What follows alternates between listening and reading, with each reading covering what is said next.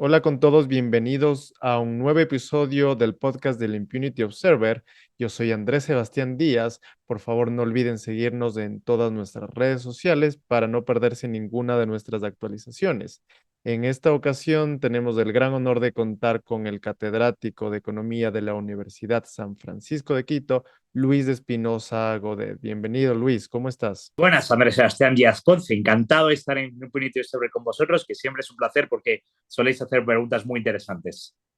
A ti muchas gracias por haber aceptado la invitación y pues bueno, Luis, vamos directo con nuestro tema de hoy. Hace casi 2 meses, Daniel Noboa decretó un nuevo estado de excepción en el Ecuador, seguido de una declaratoria de guerra a más de una veintena de grupos criminales que pasaron a ser catalogados como grupos terroristas. Sin embargo, el Ecuador no solo vive una grave crisis de seguridad, sino que también se encuentra sumido en una grave crisis económica. Esto me lleva a preguntarme, ¿cómo está financiando el presidente Noboa esta guerra? ¿Cuenta con el país con recursos disponibles? Bueno, a mí me llama bastante la atención cuando se hace el análisis sobre el coste de la guerra y solo se pone el énfasis en el coste de la guerra que le cuesta al Estado. Es bastante llamativo porque casi todos los analistas, economistas que hablan a la opinión pública son economistas bastante estatistas y todo el foco de la atención le dan al Estado. En realidad, el coste de esta guerra, y también hay que dejar claro, Andrés Sebastián, que estamos hablando a nivel económico, evidentemente el mayor coste lo ponen los muertos y su familia, pero ese no es el tema que nos ocupa en este caso. Estamos hablando de la financiación de la guerra o de una teoría económica de la guerra. En este caso, el coste de la guerra también lo están poniendo las familias y las empresas privadas del Ecuador. Todas aquellas empresas, todas aquellas pequeños negocios que están teniendo que pagar coimas, soborno, que se dice en otros países, a las bandas delincuenciales. Ojo, que es eso mismo lo que las financia, pero también todas las familias, esos negocios que han quebrado, esas familias que no encuentran empleo, es decir, el coste de la guerra está sobre todo sobre las familias, sobre las empresas. Es llamativo porque no se oye en los medios, sin embargo, cuando uno habla a nivel más individual o más cercano con algunos gremios o con algunas empresas, el nivel de ataque a las mercancías en los camiones que trasladan las empresas, el nivel de seguridad o lo que están teniendo que invertir en seguridad, en guardia de seguridad privado, es altísimo y es un coste altísimo para el que está costando esta guerra. Y hay, por supuesto, los negocios, restaurantes que no están teniendo. Recordemos que en Ecuador, 2 meses después, sigue habiendo toque de queda. Eso tiene una repercusión sobre el ocio nocturno, los restaurantes, la actividad económica, el turismo altísima. Así que sí, el coste de la guerra está siendo altísimo y todavía no suficientemente valorado porque parece que nadie está preocupado o estudiándolo desde esta perspectiva, que no es la del Estado, es la de los ciudadanos. Luis, el Ecuador vive una grave crisis fiscal estructural, o sea, gasta más de lo que ingresa.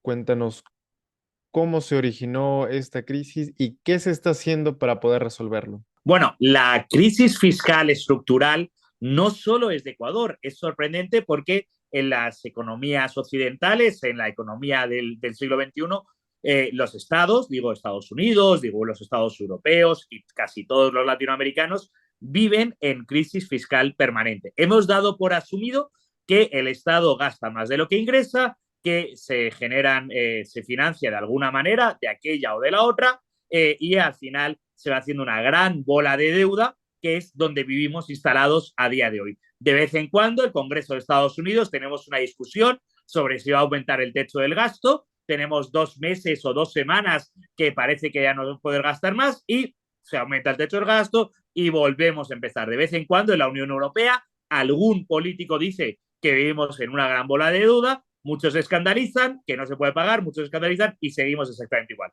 Y Ecuador no es ni el peor alumno de la clase, no es Argentina, tampoco es, por supuesto, el que tiene el déficit fiscal más estructurado. Tiene un grave problema crónico, un grave problema que a día de hoy parece irresoluble porque ni siquiera se plantea que se vaya a resolver. Ahora estamos escuchando en Argentina a Milei diciendo que lo va a resolver, ojalá, pero es crónico y a día de hoy irresoluble. ¿Eso qué supone? Supone dos cosas. Primera, el Estado vive en una ansia permanente porque cada año no sabemos cómo vamos a financiar el déficit del año que viene.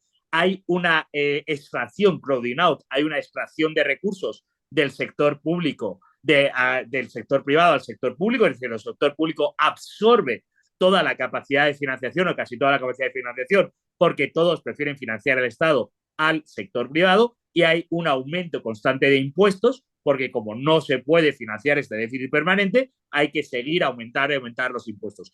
Esto es el camino a ninguna parte. Esto es la bola sin fin. Esto es imposible que un país prospere con este déficit estructural y esa incapacidad de pagar el déficit estructural. Pero parece que nadie plantea en serio que tenemos que afrontarlo y eso supone, evidentemente, reducir el gasto público. Una de las medidas que se ha tomado para intentar solventar esta crisis es el incremento del impuesto al valor agregado, el IVA, a partir del 1 de abril en un 3%, 1% permanente y 2% temporal. ¿Cómo va a afectar esto al bolsillo de los ecuatorianos y principalmente al crecimiento económico del país?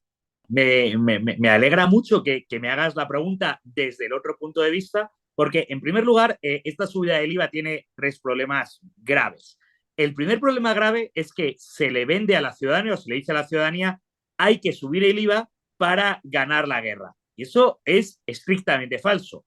En realidad, no hay un incremento significativo del gasto. Vamos a ver, el gasto público en Ecuador va a aumentar en los presupuestos para 2024 en un 13%. El gasto en seguridad ni siquiera va a aumentar ese 13%. El gasto en seguridad, que según el presupuesto está en 3.300 millones del año 2023 y va a ir a 3.500. No es ni siquiera el gasto, lo mismo que va a aumentar los otros gastos. Por tanto, no se va a dedicar. La segunda falacia es que hay que aumentar el IVA porque hay que financiar el déficit. Oiga, no, el déficit se puede solucionar de manera mucho más eficiente y lógica reduciendo el gasto. No es necesario aumentar el IVA, pero usted ha elegido no reducir el gasto, por tanto, lo quiere financiar aumentando el IVA. Y, en tercer lugar, se vende a los medios de comunicación y venden los medios de comunicación como un gran logro del presidente Noboa que ha logrado aumentar el IVA y que la Asamblea lo pase, lo cual quiere decir que ha logrado que los ciudadanos paguemos más impuestos. Pero el problema grave es que la economía real, la economía productiva del Ecuador está asfixiada, está paupérrima. No se han recuperado los niveles de 2019 y ya han pasado 5 años, pero es que ni siquiera se han recuperado los niveles de 2014 y ya ha pasado una década.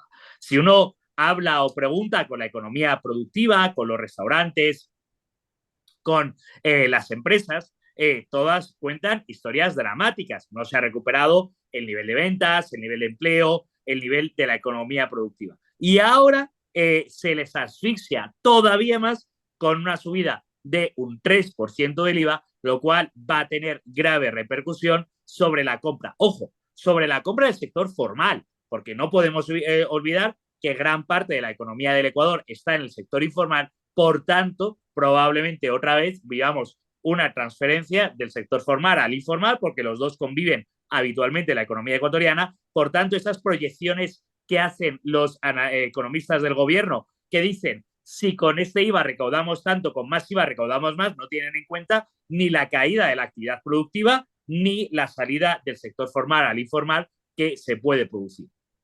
El gobierno se ha excusado de cierta manera diciendo que la subida del IVA no va a afectar a los más pobres, ya que los productos de primera necesidad no graban IVA.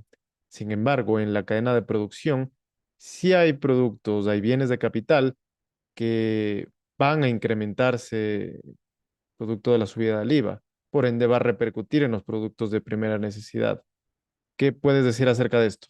A mí me parece una solemne imbecilidad el argumento que está presentando el gobierno. En primer lugar, porque están perdiendo de vista lo más importante de todo. Y es, si subimos el IVA, así sea a los bienes de lujo, por ejemplo, comer en un restaurante de lujo, ese restaurante de lujo va a vender menos. Y a mí, honestamente, le deseo lo mejor al propietario del restaurante, le deseo lo mejor a los clientes del restaurante, pero ninguna de esas dos cosas son el objeto de mi preocupación. Mi preocupación son los camareros del restaurante, que evidentemente no son clase alta, que si el restaurante vende menos, el restaurante contrata menos y por tanto esas personas van a verse afectadas. Los proveedores del restaurante, los que le vendan los huevos, la carne, el pollo, lo que quiera Dios que vendan en ese restaurante. Los proveedores de ese restaurante van a vender menos y por tanto se van a ver afectados. Esa idea de no, que paguen los ricos y a ti no te preocupes, que paguen los ricos y ya está, en primer lugar, es estrictamente falsa, porque evidentemente el IVA lo pagan todas las clases medias y las clases altas, pero también es que, aunque tú no pagues el IVA por todos los productos, si la economía se resiente, los primeros que se van a ver resentidos son siempre los más pobres, porque en este caso les estás haciendo casi imposible que les sean contratados, encontrar un empleo, que puedan vender sus productos, que puedan prosperar. Además del IVA, la Asamblea Nacional de Ecuador aprobó una serie de impuestos como un impuesto a los beneficios de la banca, también el incremento nuevamente del impuesto a la salida de divisas, entre otros más. ¿Cómo va a repercutir esto en la crisis? Porque si es que Ecuador tiene un estancamiento económico, mayor cantidad de impuestos no va a traducirse en una activación de la economía. Me alegra mucho la pregunta de Andrés Sebastián, porque efectivamente ese es el problema. El problema es que el gobierno no digo todos, pero gran parte de los analistas económicos dicen, claro, hay una crisis, por tanto el gobierno tiene que aumentar los impuestos para equilibrarlo fiscalmente. Bueno, pero es que están viendo solo la economía del gobierno, pero no la economía de los ciudadanos. Y la economía de los ciudadanos ya está muy tocada y ya está muy resentida. Ya digo, 10 años sin crecimiento económico. Y ahora la idea genial es que paguen los bancos. La idea genial es que paguen los bancos, que son ricos y que paguen los bancos. Bueno, la realidad es que esta gente, por supuesto, que no tiene ni idea de cómo funciona el sistema financiero y parece que no tienen ni idea de qué es la banca. Porque poner más impuestos a la salida de divisas y en este caso a la salida de divisas de los bancos, lo que va a hacer es que la banca tenga menos dinero disponible para dar crédito. Y si la banca no da crédito o hay menos crédito para que lo dé la banca, el crédito va a ser mucho más caro. El crédito ya es caro en Ecuador, aún estando dolarizados. Si la banca tiene menos dinero disponible para dar crédito, será todavía más caro. ¿Qué quiere decir que será todavía más caro? Que para aquellos emprendedores, que aquellas empresas que quieran montar un negocio es todavía más difícil. Para aquellas familias que se quieran endeudar para hacer un negocio, para hacer un gasto, va a ser todavía más difícil. Por tanto, va a ser todavía más difícil para todos alcanzar aquello que queremos alcanzar. Así que es todavía más complicado. Por tanto, la idea puramente demagógica y puramente estúpida, que pague la banca, que paguen los ricos, eso no tiene ninguna realidad. Eso al final es que las clases pobres del Ecuador estarán sufriendo más porque todo ese dinero a que se va a pagar impuestos para pagar qué? Una estructura del Estado profundamente ineficiente e intereses de la deuda y pagos de la deuda de los gobiernos anteriores que fueron profundamente ineficientes. A eso se dedica en su mayor parte el presupuesto del Estado ecuatoriano. Un tema que preocupa bastante es el subsidio a la gasolina que representa entre el 2 y el 3% del PIB del país. Y lo más curioso es que los beneficiados no son en sí las clases menos favorecidas, sino que son las personas que tienen la capacidad para pagar el precio real de la gasolina y también algo sustancial, que unos de los beneficiados de este subsidio es del narcotráfico, que utiliza tangentes cantidades de combustible para la elaboración de cocaína.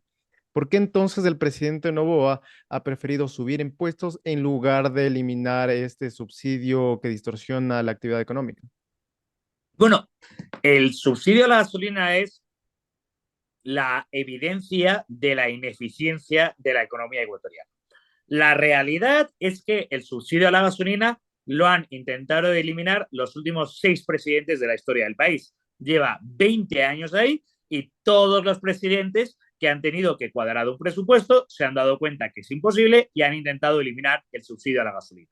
Sin embargo, cuando se intentó eliminar el subsidio a la gasolina y el presidente Moreno sí que había logrado una fórmula de eliminación que era gradual y poco a poco y estaba teniendo éxito, de repente los comunistas, indigenistas y demás istas bloquearon el país con violencia en lo que llamaron un paro nacional y lograron la doblegación del presidente Lasso, que ya no siguió eliminando el subsidio a la gasolina. Por tanto, el subsidio a la gasolina es algo que es evidente para cualquier persona pensante en este país que hay que eliminar ya. Es profundamente inmoral que nos suban el IVA, pero no sean capaces de afrontar la eliminación del subsidio a la gasolina, que es ineficiente y, como muy bien dices, es contraproducente, quita dinero a los pobres para dárselo a los ricos, pero parece que por motivos políticos inexplicables, porque además los indigenistas también se dicen ecologistas y no hay cosa más absurda que subvencionar la gasolina llamándose ecologista, porque eso evidentemente contamina, pues es lógicamente, evidentemente que hay que eliminarlo, sin embargo, políticamente parece imposible. ¿Por qué políticamente parece imposible? Porque nos doblegamos a los pocos comunistas tirapiedras acompañados o disfrazados por algunos indigenistas que quedan en el país y nos doblegamos a ellos y la inmensa mayor parte tenemos que pagar más IVA para que ellos puedan tirar piedras o despilfarrar el petróleo como les dé la gana.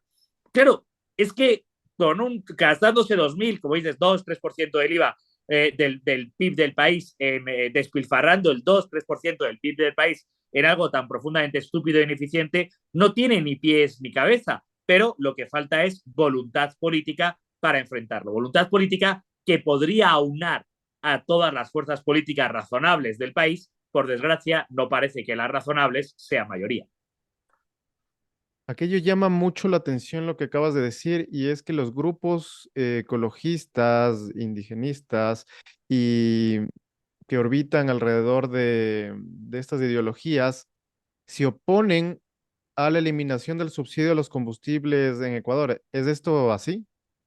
Bueno, viven en una esquizofrenia permanente. Por un lado, se oponen a que se extraiga el petróleo de la Amazonía y votan a favor de que no se extraiga el petróleo de la Amazonía porque dicen que el petróleo contamina y no se puede extraer. Y por otro lado, se oponen a eliminar los subsidios, por tanto, apoyan que sea más barato quemar el petróleo que no quieren que se extraiga de la Amazonía. Es completamente ilógico, es esquizofrénico, no hay razonamiento lógico detrás de tales imbecilidades. Lo único que hay es ideología para reventar el país y en el fondo, ¿qué tienen en común las dos oposiciones? Se oponen a cualquier proyecto productivo, proyecto razonable para que el país pueda ser productivo, se ponen a todo lo que sea creación de riqueza, se oponen a todo lo razonable.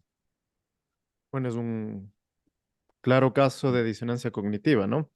Sí, Eh, pero lo que llama la atención también es que Noboa claramente está pensando en la reelección de 2025. El próximo año será un año electoral en Ecuador, ya que la elección de Noboa fue netamente extraordinaria. ¿Cuál es la lógica entonces, la lógica política de subir impuestos tan sensibles como el impuesto al valor agregado a puertas de un año electoral? ¿No está Noboa jugando en contra de sus propios intereses? bueno, yo creo que ahí hay dos realidades. Por un lado, se ha asumido en el imaginario colectivo ecuatoriano, y en el fondo no le falta razón porque la historia lo reafirma, que eliminar los subsidios es imposible porque tiene un altísimo coste político. Y es verdad que cada vez que se ha intentado eliminar los subsidios ha habido un altísimo coste político.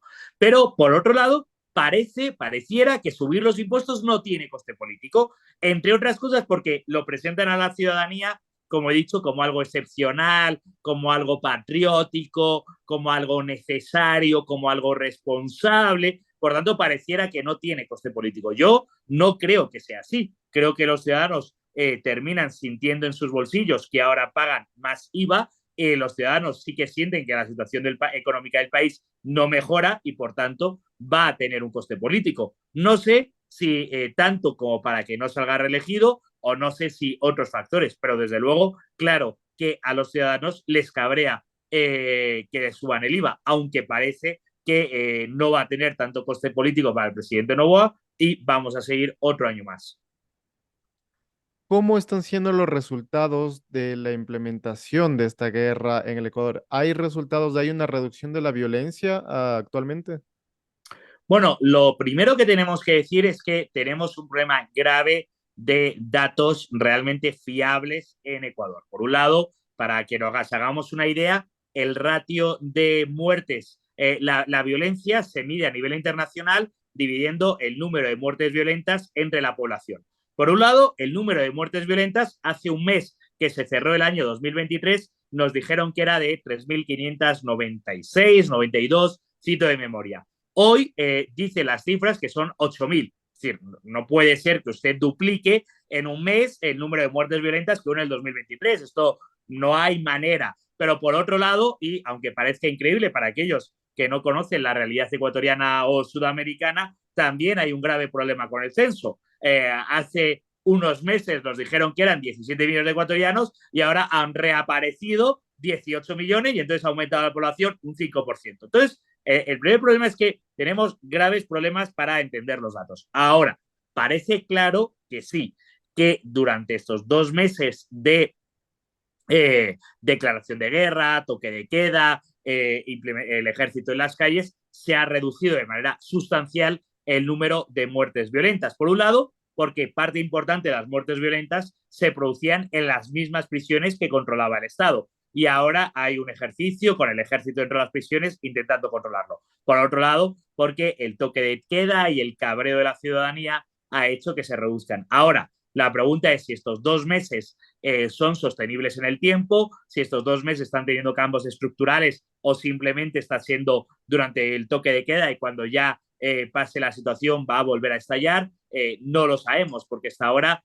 ha habido poca, no digo ninguna, pero ha habido poca ataque a la estructura de las bandas delincuenciales. Ha habido pocas detenciones de cabecillas o a rangos altos y ha habido poco desmantelamiento. Ha habido confiscación de drogas que les financian, eso sí, pero no tanto allanamiento.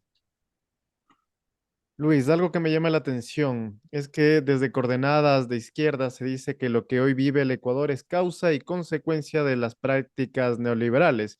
Primero desmantelaron el Estado para beneficiar a unos pocos y luego castigan a la población más vulnerable con incrementos de tarifas e impuestos. ¿Es esto lo que ha sucedido realmente en el Ecuador o cuál es el verdadero trasfondo? La verdad es que es bastante, debe ser bastante triste ser de izquierdas y tener que leer el mismo manual, ya leyendo el marxismo, tener que leer el mismo manual para intentar explicar todo lo que ocurre a pesar de que la realidad le lleve la contraria una y otra vez. En primer lugar, no ha habido tal desmantelamiento del Estado. Es más, ha ocurrido estrictamente lo contrario. No ha habido ni un solo gobierno en Ecuador en los últimos 15 años que haya reducido el gasto público. Más bien, el gasto público se ha duplicado y se ha seguido aumentando año a año. Luego, que a mí me digan de qué desmantelamiento del Estado estamos hablando, porque lo único que hemos vivido, incluso durante el gobierno de Correa, y luego durante el gobierno de Moreno y luego durante el gobierno de Lasso, ha sido el aumento del gasto público, el aumento del número de funcionarios estatales, el aumento de las funciones del Estado, el aumento de las leyes, el aumento de los reglamentos, incluso cuando el presidente Lasso prometió lo contrario. En segundo lugar, en primer lugar, no ha habido tal desmantelamiento del Estado. En segundo lugar, decir que la culpa de la violencia es del Estado es desconocer, en primer lugar, la realidad de los barrios más pobres o la realidad de las situaciones más vulnerables y, en segundo lugar, la realidad de la delincuencia. No es verdad que la delincuencia venga solo de los barrios más pobres. Hay delincuentes en todos los estratos. Y no es verdad que... Entonces, ni ha habido desmantelamiento del Estado, ni la delincuencia viene solo de ahí. Por tanto, es un libreto que repiten una y otra vez y que no tiene mucho pie ni cabeza. Es decir, dígame exactamente de qué estamos hablando porque no se corresponde con la realidad que hemos vivido en Ecuador, lo que usted me dice. Se corresponde con lo que a usted le gustaría porque encaja con su libreto que repite una y otra vez. Y además, ¿cuál es la propuesta? La propuesta es aumentar más el gasto público. ¿En qué? ¿Para qué? ¿Cómo? Luis, tema que no quiero pasarlo por alto es el tema de la dolarización en el Ecuador. Con la dolarización se acabó un problema gravísimo que tenía la economía ecuatoriana, que era una alta inflación. Desde el año 2000, Ecuador ha gozado de una estabilidad de precios, algo que ya quisieran muchos de sus vecinos, lo que ha hecho que esta moneda se convierta en la institución más valorada del país con cerca del 90%. Incluso logró sobrevivir a un gobierno de corte socialista, chavista, como fue el de Rafael Correa, sin que se haya podido em, cambiar la divisa de este país, pese a que Rafael Correa era un opositor manifiesto de la dolarización. Sin embargo, últimamente se está hablando de que esta crisis fiscal y de liquidez que está teniendo el Ecuador podría poner en riesgo la dolarización y podría terminar todo saltando por los aires y hubiera un proceso de desdolarización, por lo cual desde muchos sectores se ha convalidado el hecho de subir impuestos para evitar este escenario. ¿Es eso posible? Muy buena pregunta, muy interesante, porque casi el único, uno de los principales problemas que tiene la dolarización a día de hoy en Ecuador son los supuestos defensores de la dolarización, que creen que la dolarización es mucho más frágil de lo que parece y que creen que la dolarización depende del equilibrio fiscal. No, vamos por orden.